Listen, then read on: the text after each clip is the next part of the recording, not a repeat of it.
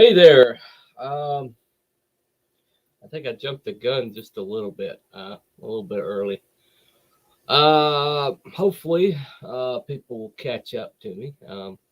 Oh, already got somebody here. Hell, meaty nights. It's just me. It's just a meaty night tonight. So there you go. Which is ironic, considering I'm talking about Bass Reeves, a guy who was known for doing a lot of things solo. Uh, what incredible feats, all by his lonesome. Um, yeah, but we'll talk about some of that.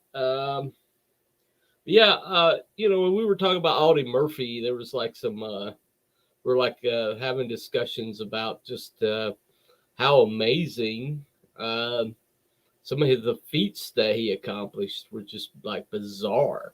How somebody could, you know, uh, it just seemed like how did this dude do all this, And well, it looks like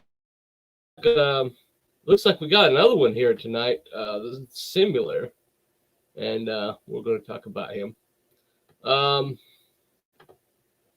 anyway, so let's hold on one second. I'm just trying to get everything straightened out here. Um, Let me see. Mm, all right. Anyway, I'm just trying to get organized here. It's I'm kind of doing the whole thing kind of a little solo tonight, so it's a little bit. Yeah, I'm on mod. I'm on. You know, Nobody to get organized. Nobody to. You know, it's all me tonight. Anyway, so let's talk a little bit about the gentleman over my right shoulder. Uh, Left shoulder facing, but my right shoulder. Anyway, this is his name was Bass Reeves.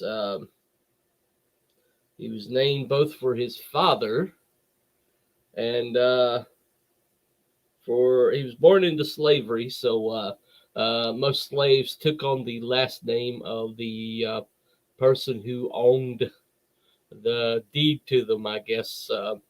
I'm not sure how the paperwork worked, but you were their properties, so I assume there's like a paper trail. So whoever owned that paper trail was considered your master. And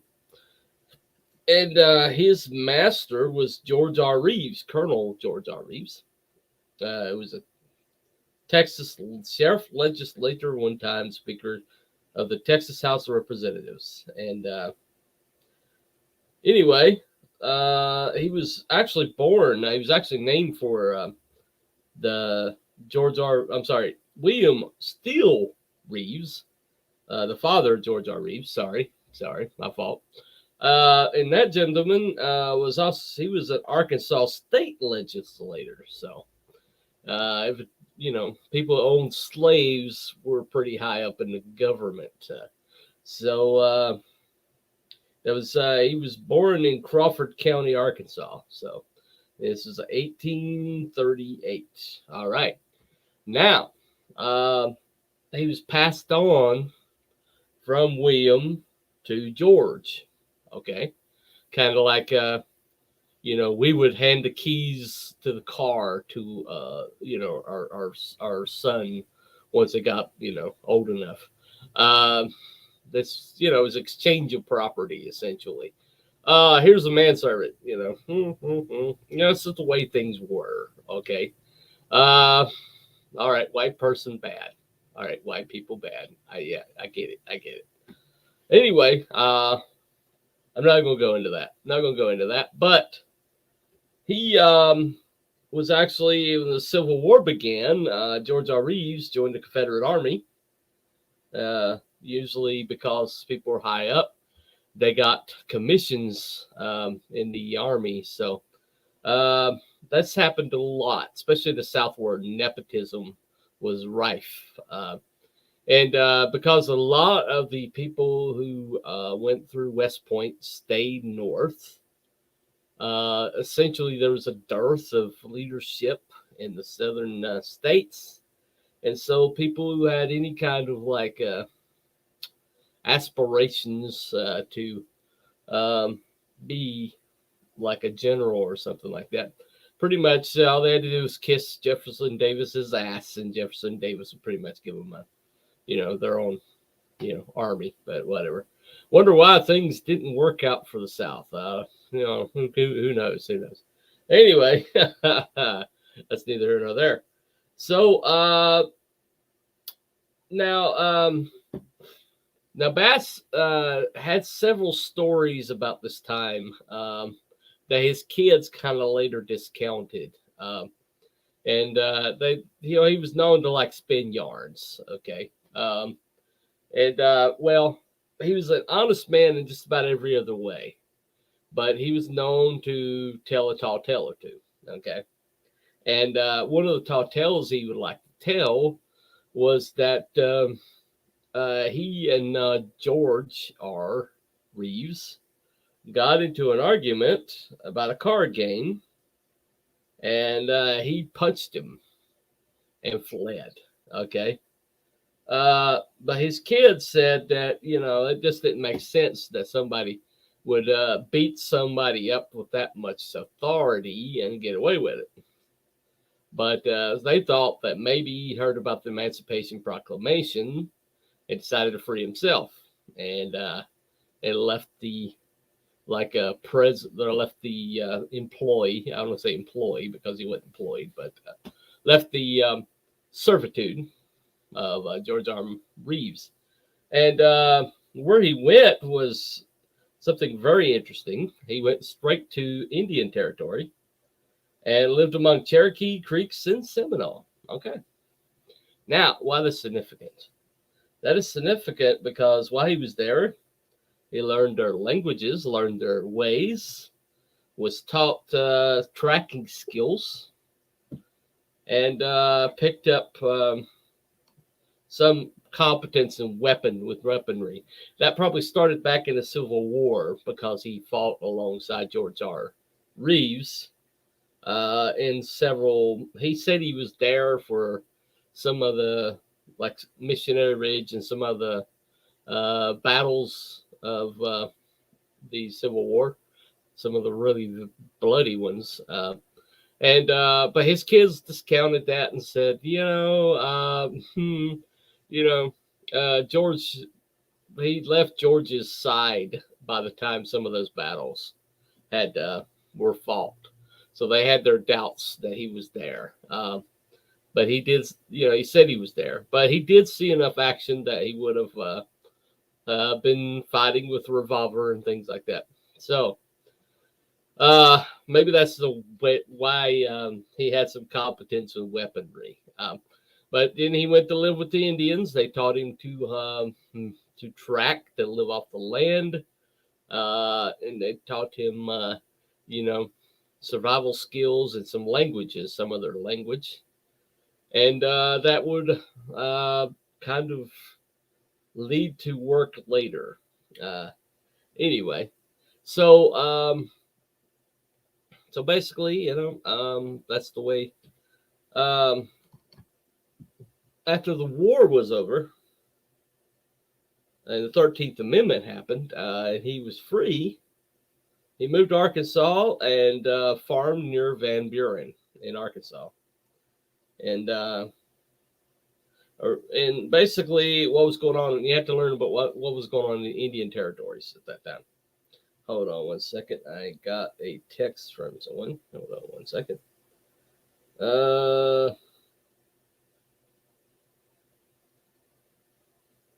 All right. That was my last hope for a co-worker or a co-host. So it is what it is.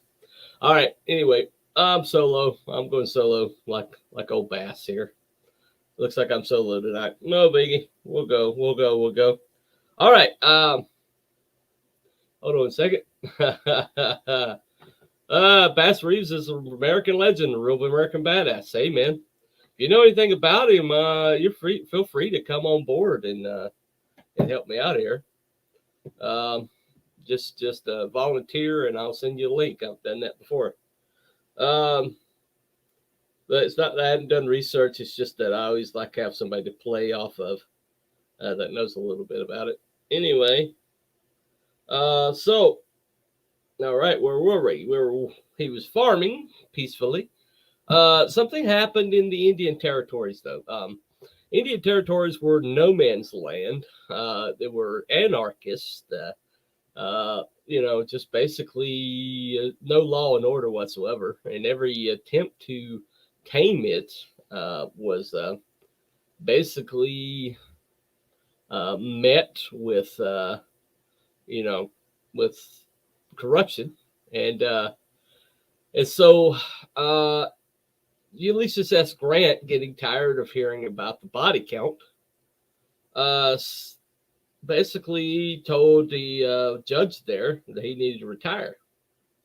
Anyway, sorry, I'm not home right now. Thanks for the offer. Yeah, no problem. No problem, Wookie Fever. Thanks for listening, man. Anyway, so he was told basically that you either retire or I will retire you, and you won't get the benefit of a retirement. So that judge retired, and Ulysses S. Grant sent a gentleman out called Isaac Parker, known as the Hanging Judge, okay? Which is ironic because he didn't really believe in the death penalty. He didn't really send people to the gallows as often as his reputation was. But he believed in law and order, and he brought along James F. Fagan as the U.S. Marshal, and directed him to hire 200 deputy U.S. Marshals. Okay. Now, up to that point, Bass had been involved with them as a guide, and so he was basically, if they needed somebody that knew the territory, if they knew somebody that knew his way around, they would pay Bass to be their guide. So when time came, they were ordered for 200 deputy marshals. Fagan had heard from other marshals that, hey, this black guy over here actually lived with the Indians, and he's pretty damn smart. And, I think he'll be a good one. So he asked him to be a marshal, and Bass said yes. And so he became the deputy U.S. Marshal for the Western District of Arkansas, and also the Oklahoma Territory. Now, this is where the legend begins, okay? And when I say legend, it's a little difficult to separate the man from the myth. Yo, Joe, what's up, Aaron? Hey, man. If you want to come on in, just say, hey, man, I'll send you a link. But here he is. He's essentially, became a U.S. Marshal. He left the farming. And in that day, they had a really weird pay system. Essentially, you weren't paid unless you brought in criminals. You had to basically first be assigned the criminal, and then you had to bring that criminal in successfully, alive or dead. And that's the only way you got paid. So, and Bass got paid a lot. Okay, he got paid a lot. Okay. So the numbers are pretty staggering. We'll talk about that. But he was, for the next 32 years, his legend was to grow. At one point, his legend was so vast and big, and he probably helped with it. He probably told a lot of stories along the way that kind of grew the legend, which he really didn't need to, but it benefited him. In that there was like one criminal who was basically robbed a bank and got away with it. and but started having nightmares about Bass Reeves hunting him down and killing him. So much so that he went ahead and turned himself in, afraid that Bass would come and get him. So okay, and he also basically let the legend grow. He didn't really tell people who he was. People didn't really know what he looked like. And so the idea of him became bigger than him. Uh, and all people knew was like he had a very distinctive black hat, black boots. He was always well dressed, to where the only thing really showing was the shiny star, you know. And he used that kind of ominous, presence in very interesting ways. But his basically, if you were a criminal in the Arkansas or Oklahoma territory, and you found out that Bass Reeves had a warrant out for your ass, uh, you pretty much you pretty much turn yourself in. Okay. Uh, anyway, he wasn't happy about that because he wanted the money because he's very good at his job. Now, things became very obvious. They became very obvious that he was a really good investigator, and in almost supernaturally so. He just, he just put his mind to it. He'd figure out where people were going to be.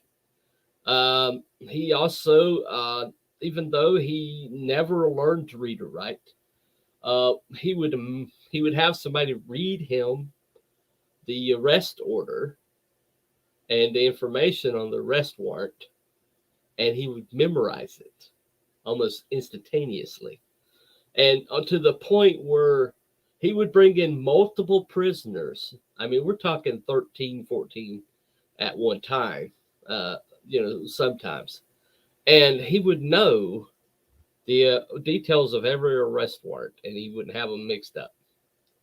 Now, this is backed up by fact. That he has steel trap for a mind. Okay, so let's review.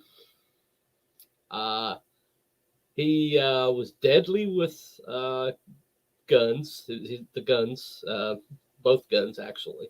He was a two-hander. He was a really good actor who no one really knew what he looked like. All they did know was that he had a black hat and a black boots and a silver star. Um, he was about 6'2", so he was a pretty imposing figure.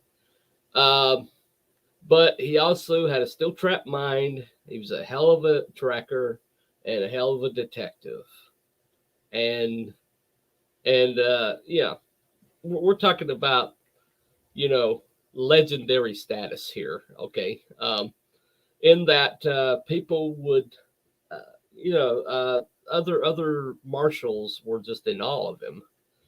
Uh, they pretty much, like, if there was um, a in really difficult case, if there was somebody who was known to be a martial killer, or known to killed lawmen, or killed man, women, children, if this person was someone that if you went after them, you were going to risk your life. They knew that those needed to go to Bass. And it wasn't that they were being cowardly, it was that Bass could bring them in. And he could bring them in. He had the biggest chance of bringing them in. And he relished that. He relished that respect. If they didn't give it to them, he would insist upon it. Okay. And that led to some pretty legendary encounters. Okay. Uh, One encounter, and I'm going to mention several encounters here. This all sounds fake. It always sounds, made up, but this was like being confirmed. Okay, this is the stuff being confirmed. Now, yeah, he told tall tales, but a lot of the information we know about some of these things was from other people. So it wouldn't been his. He wouldn't have kind of embellished anyway. At least his actual activities. He would embellish things like his details, his childhood, or you know, just like just how scary or bad he was. But he wouldn't embellish details, actual details. He's very meticulous that way. Um, but one of these details was these brothers, three of them, heard or they were out. They were like marauders, and they had you know held up stagecoaches and some stuff like that. And they knew that a bass was going to come for them one day. And so they assumed, I guess, because of their own delusions of grandeur, that he would be assigned to them. So they went looking for bass. And he was not even looking for them. He didn't have warrants for them. I mean, even if he knew it was them, he would walk by them because there's no way he'd get paid. Okay. So he didn't have warrants for them. He wasn't looking for them. He was minding his own business. He was on somebody else's trail, and they ambushed him. Okay. They forced him off the horse at gunpoint and told him to disarm. And he's like, I just have one request. And they're like, okay. And he's like, I need a pencil. They're like, a pencil? What do you need a pencil for? He says, well, because I've got to make a notation of the date that I've arrested you guys. And so they started laughing and mocking him, right? But while they were laughing and mocking him, he pulls double draw, shoots two of the brothers. The third brother gets a shot off and misses because he's panicking. And Bass nails him too. So he killed three of them, all three. And then he brought their bodies back kind of morosely because since he didn't have an arrest warrant, he didn't get paid. Okay. One of the most legendary feats of gunmanship.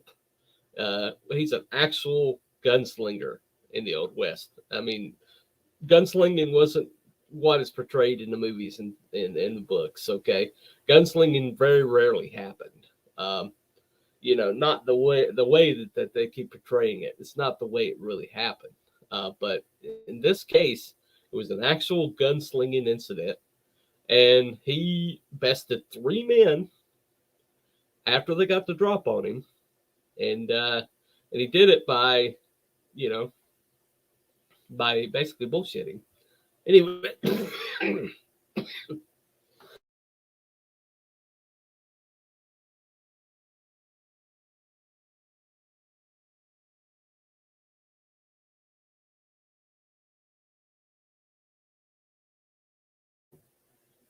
so just getting over a cold, and yeah, give me a second.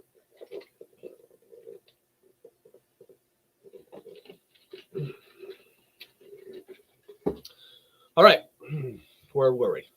All right, that's one story. Uh, Illustrate how good of an actor he was, how good of a tracker and a detective he was. One second.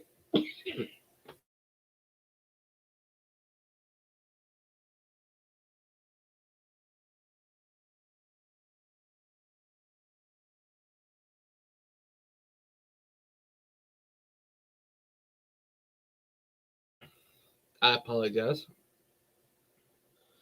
Anyway, he found out that these two brothers were. He found out where their mother was. Okay, and that the family was pretty much skirting the law for way back. So he showed up at the door.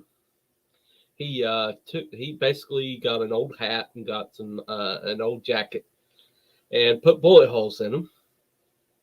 And so he showed up at the door looking all shot up and begging for a place to hide. Okay, uh, knowing that he was just a few hours ahead of the boys. And so the mother, looking around, let him in. And And basically, by the morning, he was waiting there, peacefully drinking coffee and looking over two guys who was asleep and handcuffed each other. Uh, so he took him without a shot. He basically, once he got in the door, he basically informed the mother of who he was, and the mother understood his reputation. And he said, "Listen, your boys are going to jail, and there's only two options as to how they're going to go to jail: alive or dead. And if you want them alive to maybe someday return to you, then you're going to have to help me." And so since he was already through the door and she didn't really have a choice in the matter, she faked him, didn't tell him who he was, and let them like eat their supper and go to bed and go to sleep. And Bass pulled out the irons and he put handcuffs on him. Woke him up in the morning after they slept in a little bit, and informed them of their situation, and let him back to the fort, and got his money. And he did it without firing a shot. And evidently, he had a way of talking to people. Maybe it was from his slave days, but they said he's talked like he was deferring to everybody.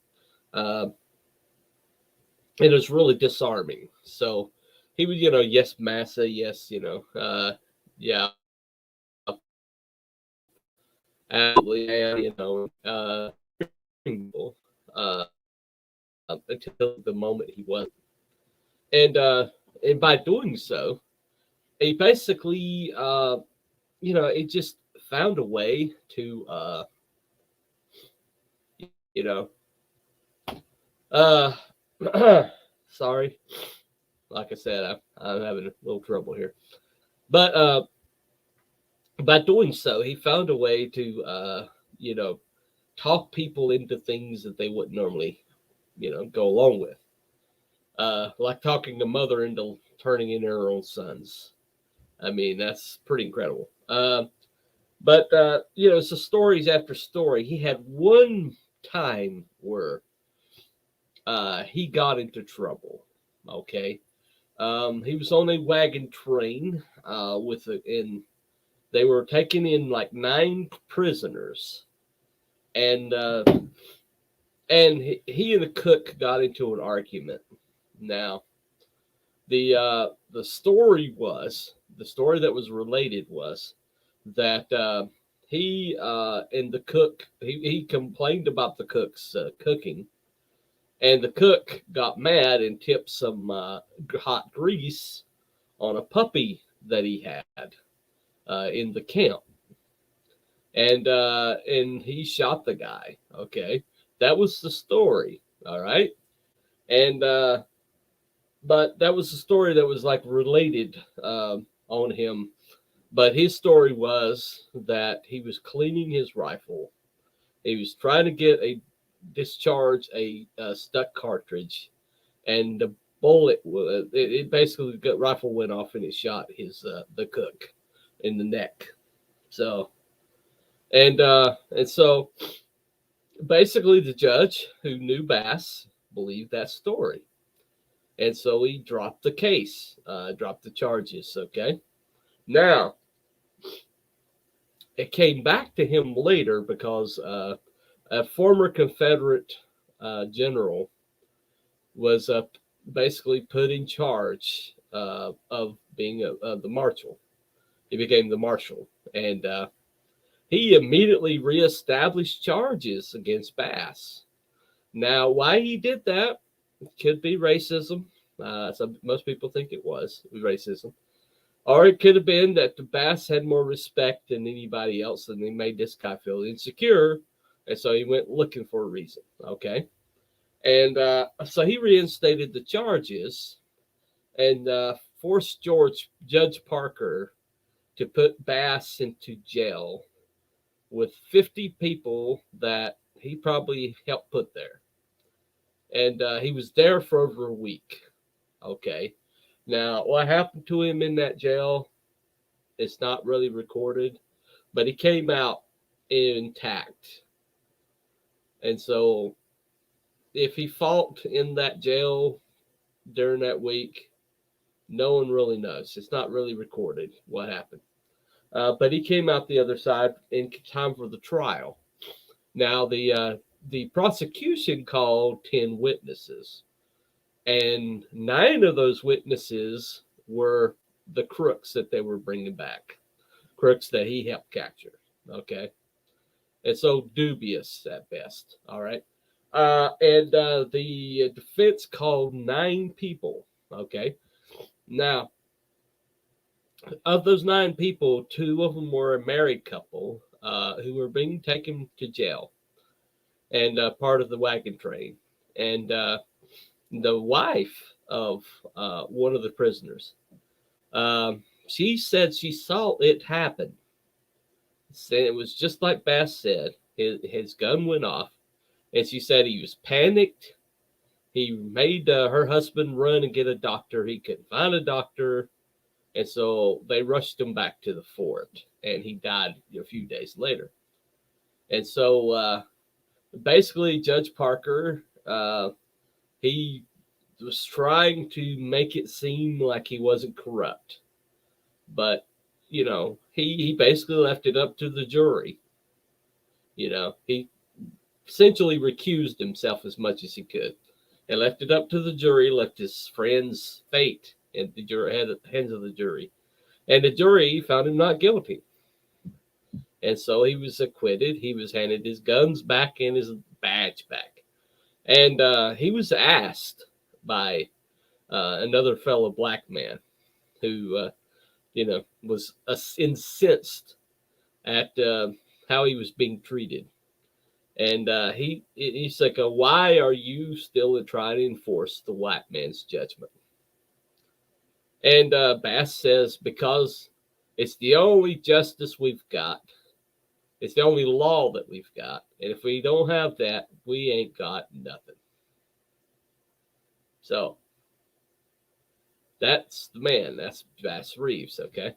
Now, it seems like I'm telling a lot of crazy, how does this person exist and how in the world do we not know about him, right? Well, the reason you don't know a lot about him is because he was a black man.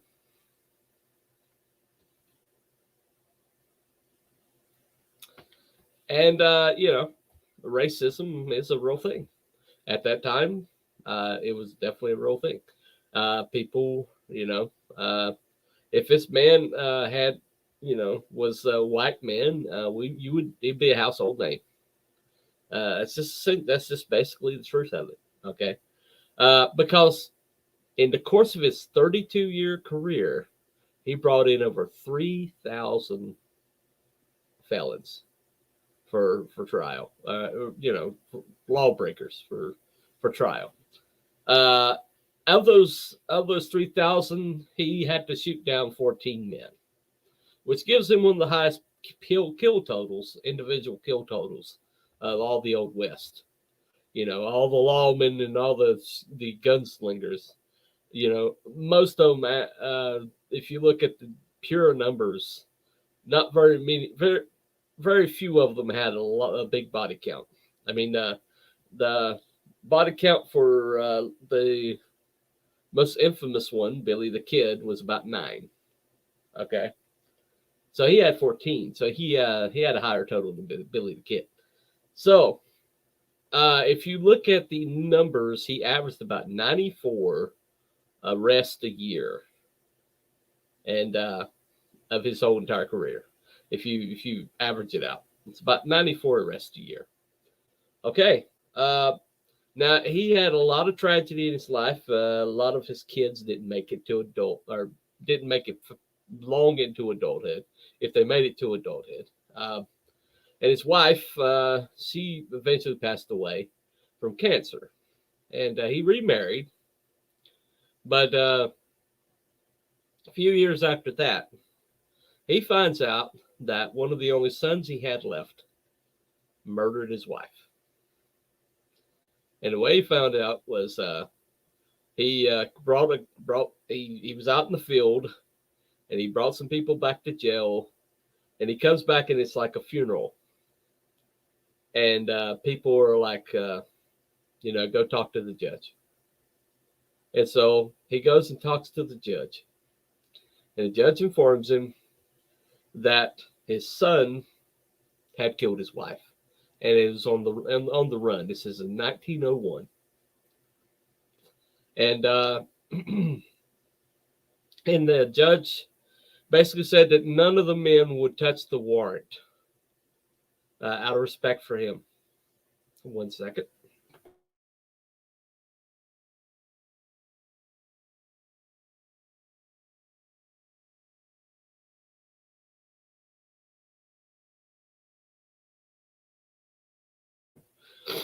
Sorry about that. If I have weasel eyes and I'm watering, that's just having a lot of coughing here. Anyway, being the only one here, I have to do all the talking. So, you have to bear with me. Anyway, so he said, hand me the warrant. And he went looking for his own son, knowing that it was pretty well established that he had shot his wife. And in those days, murder, capital murder, probably meant he was bringing his son back to die. So he's, he's 60 some years old at that time, 61 years old. And he had like one of the few sons that made it to adulthood. I think, I can't remember how many sons, but it wasn't very many that made it to adulthood. But so he goes and gets to hunt down one of his only sons and bring him back. And he found his son, brought him back, stood with him when he stood trial, and the judge gave him a life sentence. Now we know that the son, because of his good behavior, because he was so well behaved, that the judge or the jailers petitioned to have his sentence commuted, and his sentence was eventually commuted, and his son walked free and became a good citizen. He remarried and was a good citizen the rest of his life. Never, just one angry moment didn't, but Bass wasn't alive to see that. So as far as Bass knew, he put one of his only sons in jail. But he did it. Anyway, hold on a second. Hello TB, wasn't Bass Reeves one inspiration for the Lone Ranger? Well, we will talk about that. There's a little dispute over that. But anyway, so what happened to his career was that he did such a good job that eventually Oklahoma applied for statehood. And it no longer was a territory, and so a federal jurisdiction was ended. And statehood took over. And so he basically started with Judge Parker back when the territory was basically mass hysteria, no law and order, just anarchy and murder and rape and pillaging and just territory. I mean, just the Wild West. And he did such a good job that he was still employed as a marshal when the territory became a state. And one of the reasons it became a state was because it was organized. Communities were able to thrive and And eventually it was able to become form a state. And it had a lot to do with his input. But the problem is he put himself out of work. And so they no longer needed him. And so he retires. And for a little while, he was in Muskogee. He became a policeman at Muskogee until his health deteriorated. He had developed kidney disease, and it took his life. Um, and so he was buried, but for some reason, either clerical error or corruption of people didn't record where he was buried. And so to this day, this man right here has an unmarked grave. Yeah, 32 years of service, 3,000 brought in, including his own damn son, and they didn't even give him the dignity of a gravestone. Basically buried in a pauper's grave somewhere. So, anyway, one of history's great disservices. All right. Now, whether that was an act of racism, whether it was an act of avarice, or whether somebody was getting back at him because he did have his enemies, whatever reason, we don't know where he's buried, and maybe we'll. I don't know. They never really looked, but he's in museums, and especially in those state areas in Arkansas and Oklahoma. He's got museums. He's got statues. He's respected out there. But nationwide, ask any school kid and they won't even know who the hell Bass Reeves is. Greatest lawman this country has ever seen. 3,000 arrests. Over 3,000 arrests. And not in the history books. Not in the one that I read. Now, as Legendary Monkey was talking about, he was thought that he was one of the inspirations to the Lone Ranger.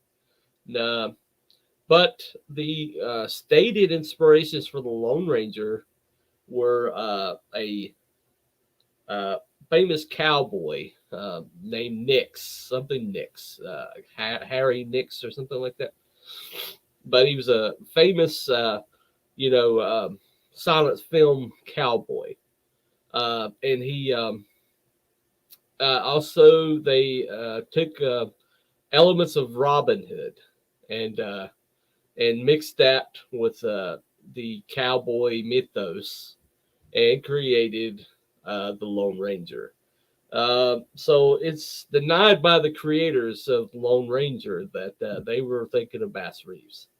But that being said, maybe he wasn't the inspiration for the Lone Ranger, but there's a lot of Lone Ranger adventures that were basically ripped off of Bass Reeves accounts. So, while they didn't claim him as a progenitor of the Lone Ranger, his actions certainly influenced the Lone Ranger.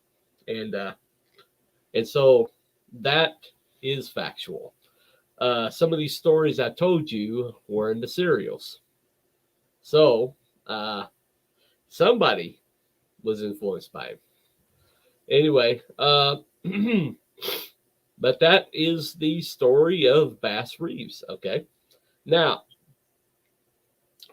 we usually like to do a rundown of like attributes. We'll probably do that next week, but we'll talk about a few of them. Okay.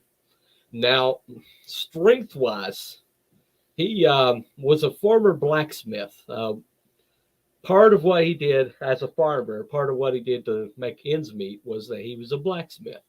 And because of that, they said he was extraordinarily strong.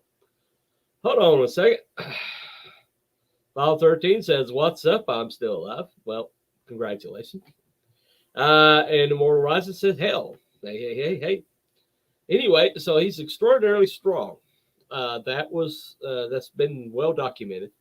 That especially his hands, he had really strong hands, which probably contributed to his ability to draw a gun. So he also, when it comes to speed and agility, I don't know. There's no indication that he was faster than normal, or that he was more.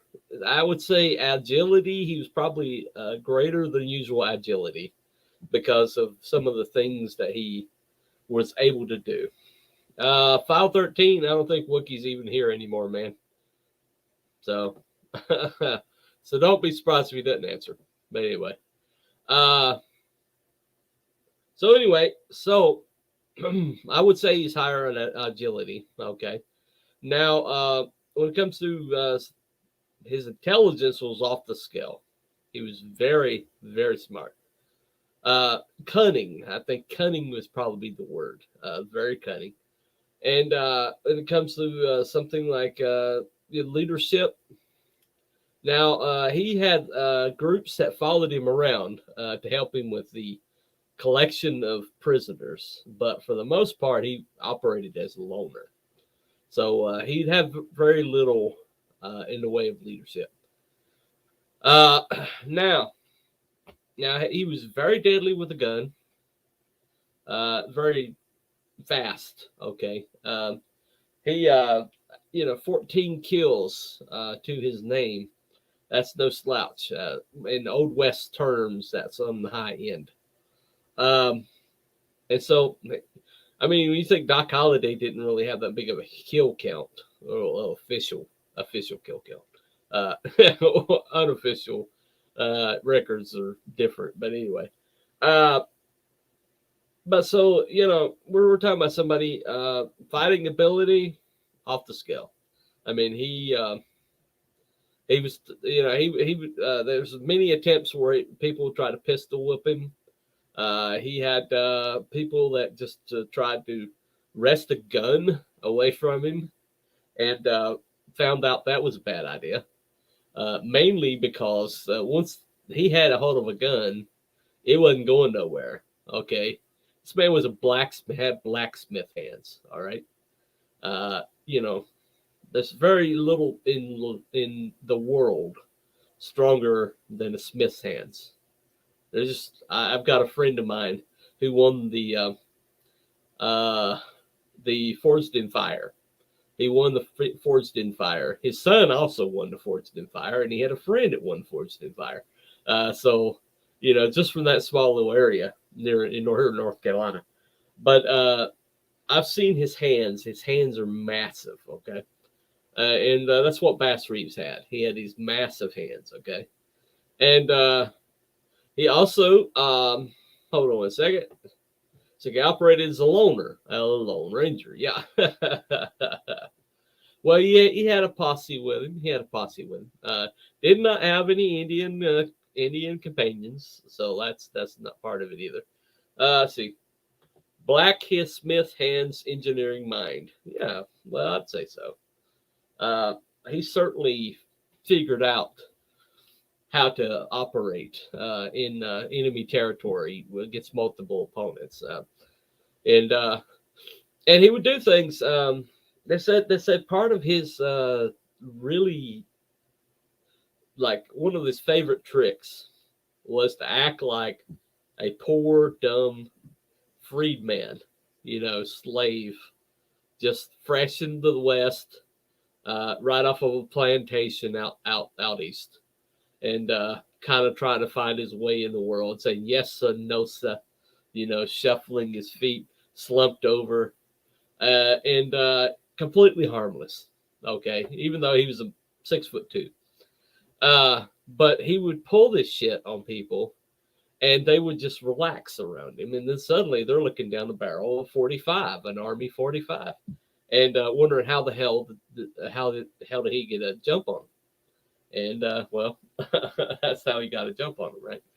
Um, but he did that a lot.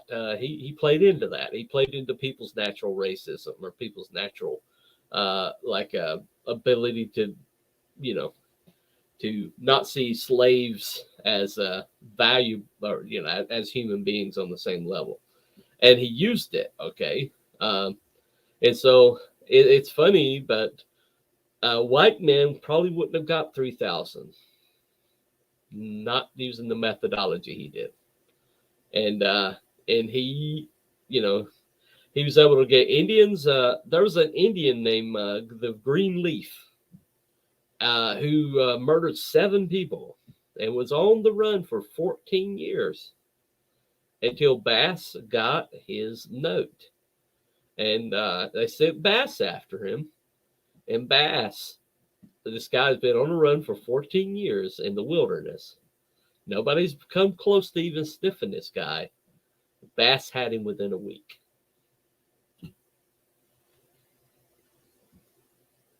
Yeah, this guy right here had him within a week. Okay, it sounds like I'm exaggerating here, but I'm not. 32 years of service, over 3,000 arrests, and we don't even know where he's buried. And school children do not know his name. Yeah, one of the greatest disservices in history. Okay, I wish I had someone African American on here to sing his praises or to talk about it with me, and I tried to find somebody, locate somebody, but it just didn't work out that way. And a lot of them said that they didn't know anything about him. One of the greatest American black men that has ever lived, and a lot of black people don't even know about him. Can't even tell you about him. And that saddens me. It really does. Because I mean, we know they know the Lone Ranger. Everybody knows the Lone Ranger. They know all these things. High oil silver away. Everybody knows the speed with a gun, but he always shot people's out of people's hands and stuff like that. And Tonto, Kimosabe, Scout, the silver bullets, everything. Everybody knows all that. But this individual right here, but that's about to change. There's several movies out right now, or several projects out right now. Delroy Lindo is about to play him. Hopefully they don't go too much into racial politics and they just tell the story straight up and down. But this modern day, it's probably gonna be all straight, straight CRT, white men bad. And he had friends. Judge Parker was one of his dearest friends. Judge Parker loved him like a son, and they worked very well together. The guy that defended him in his trial was a white man, and I mean, it's just race. It's always so much more complicated than just white or black, and because here I am, I'm a white guy, and I'm getting choked up at the thought that we don't even know where he's buried. I mean, I'm getting choked up about that. And I mean, I didn't know to my research about that was the case. I mean, how do you not know where a man who arrested over 3,000 criminals, the greatest? I mean, it's not even close. There's no law enforcement officer that's even close to his arrest totals. This man essentially helped settle a state just from sheer law enforcement. And they don't know where he's buried. Let that sink in. I mean, we don't know where Mozart's buried, all right? So like he's a great man. They should be honored. They should, we should know at least there should be a graveside we can go to. We know where every one of his wife and every one of his kids are buried, but we don't know where he's buried. I just can't get over that, right? Anyway, I was going to show off the cards that we had. So let me try to pull those up. I'm using a browser here that Aaron Jordan showed me. So I'm going to try to bring that up if I can. Let me see here. Give me 1 second, gentlemen. All right, let's go. What's the story? All right, so let me cycle back through. And all right, we'll show some of these cards off. If I can. All right, so StreamYard. All right, let me see. Give me 1 second. Let me pull this up, guys. Just stick with me a little bit longer. I'm on my own here. Let's see. Application window. Okay, it doesn't seem to be bringing it up. All right. All right. So anyway, yeah, it doesn't seem to be bringing it up. I'll show them next time when I actually have co-host somebody to help out here. But anyway, in conclusion, when you see guys like this, like Audie Murphy, like George S. Patton, these incredible characters that you almost believe don't exist. Themistocles was one of our earlier and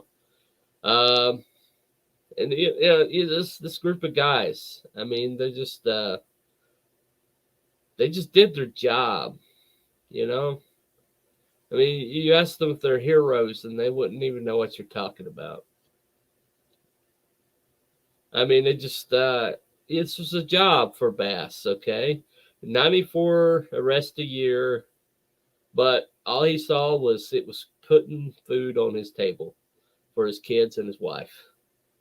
That's all he cared about, He liked the challenge of hunting these people down, outsmarting them, coming home alive, and dragging these people behind him. He liked the challenge of that, but it was just a job to put money in the pocket. But even then, when he had to defend himself, to pay the lawyer, he had to sell his farm because some Yahoo became a marshal and decided to go after him. I mean, and what did he do? Once he got his gun and his badge back and his reputation, he went right back out in the field. Because he said, it's the only law we got, and if we ain't got it, we got nothing. Massive. Amazing person. Anyway, that's hello, Seth Engelbert.